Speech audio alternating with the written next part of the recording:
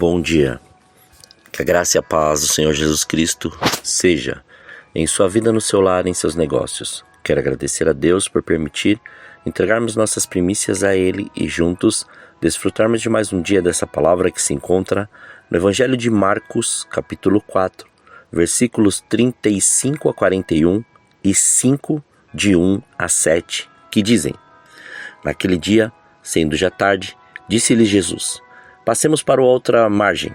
E eles, despedindo a multidão, o levaram assim como estava no barco. E outros barcos o seguiam. Ora, levantou-se grande temporal de vento, e as ondas se arremessavam contra o barco, de modo que o mesmo já estava a encher-se de água. E Jesus estava na popa dormindo sobre o travesseiro. Eles o despertaram e lhe disseram: Mestre, não te importa que pereçamos? E ele, despertando, repreendeu o vento e disse ao mar: Acalma-te, emudece. O vento se aquietou e fez grande bonança. Então lhes disse: Por que sois assim tímidos? Como é que não tendes fé? E eles, possuídos de grande temor, diziam uns aos outros: Quem é este que até o vento e o mar lhe obedecem? Entre mentes chegaram à outra margem do rio, do mar, a terra dos Gesarenos. Ao desembarcar, logo veio dos sepulcros ao seu encontro um homem possesso de espírito imundo, o qual vivia nos sepulcros, e nem mesmo com cadeias alguém podia prendê-lo. Porque, tendo sido muitas vezes preso com grilhões e cadeias, as cadeias foram quebradas por ele e os grilhões despedaçados, e ninguém podia subjugá-lo. Andava sempre, de noite e de dia, clamando por entre os sepulcros e pelos montes, ferindo-se com pedras.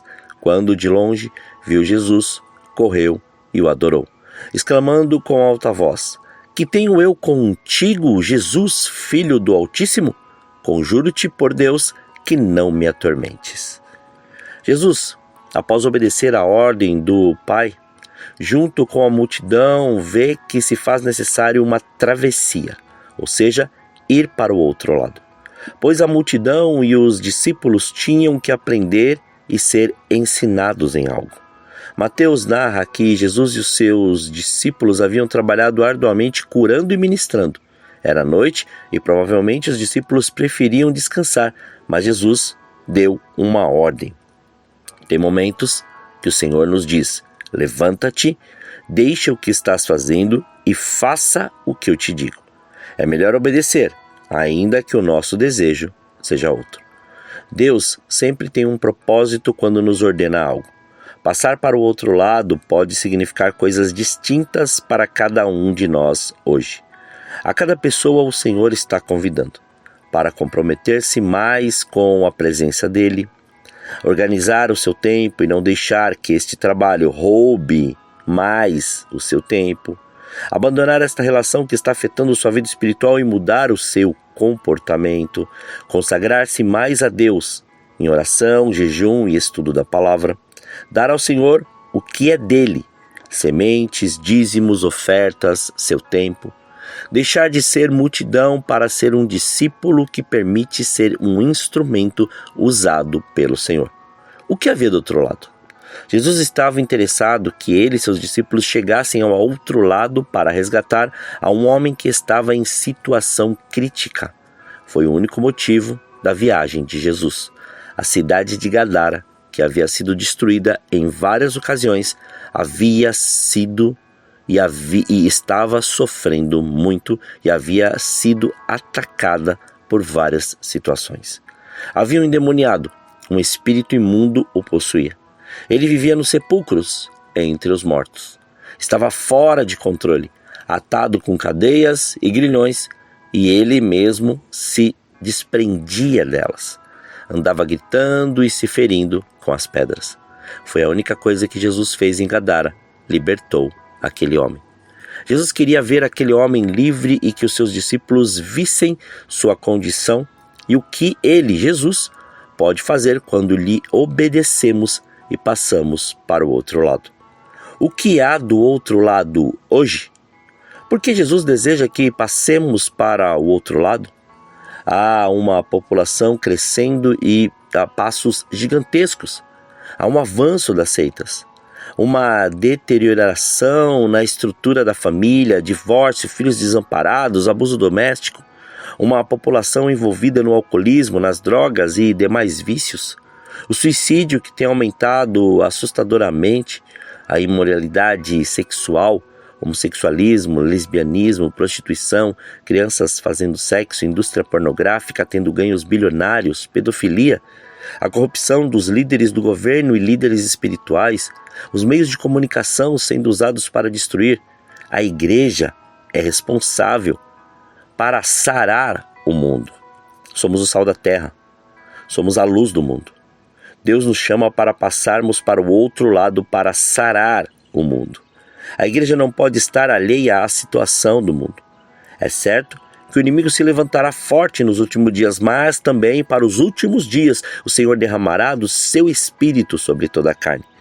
Voltando ao que lemos lá no início, uma tempestade os impedia de chegar ao outro lado.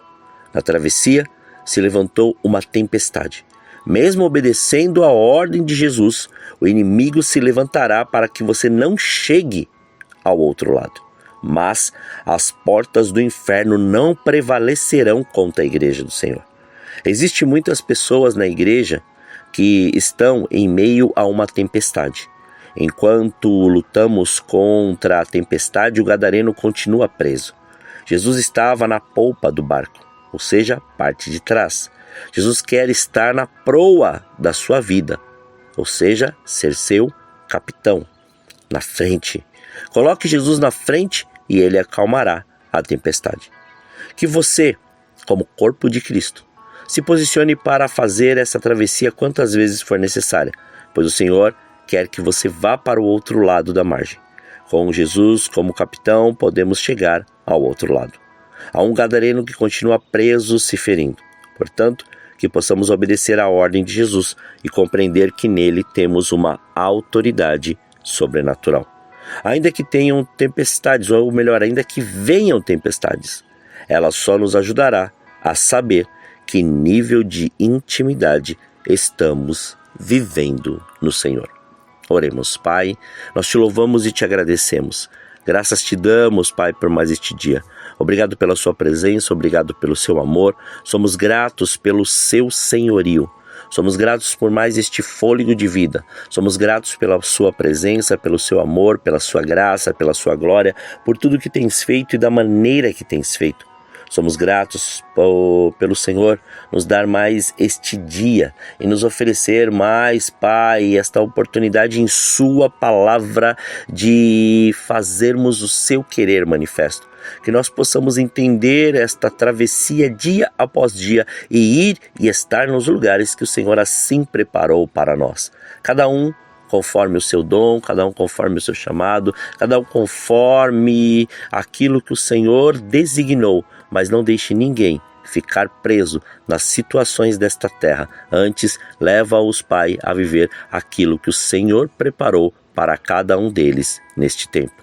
Muito obrigado, Pai, que venha o seu reino em nós, que seja estabelecido o seu querer e a sua vontade, que seja estabelecido a sua graça e a sua glória, que o seu senhorio, Pai, cada dia mais seja, Pai, a excelência e a sua vontade se cumpra em nossas vidas. Livra-nos do mal, livra-nos da tentação, não nos deixe ficar, Pai, à mercê de nenhuma condição desta terra, mas não deixe faltar o pão na mesa deste teu filho.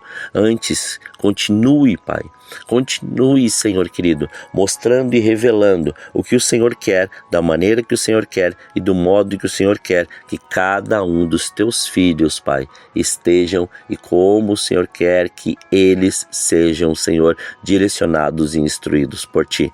Cada um tem o seu chamado, cada um o seu propósito, mas todos, Pai, todos unânimes, todos foram chamados para a pregação deste Evangelho. Então que assim seja, que o Senhor nos afine, Pai, e cada vez mais nos molde, Pai, para podermos fazer aquilo que o Senhor nos chamou.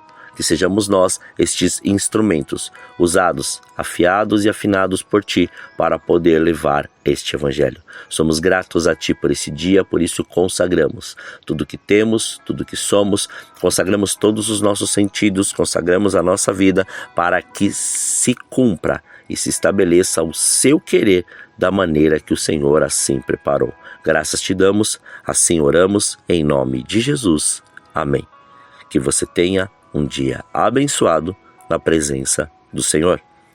Quem vos fala é o pastor Leandro Araújo de São Paulo, capital. Deus te abençoe grandemente.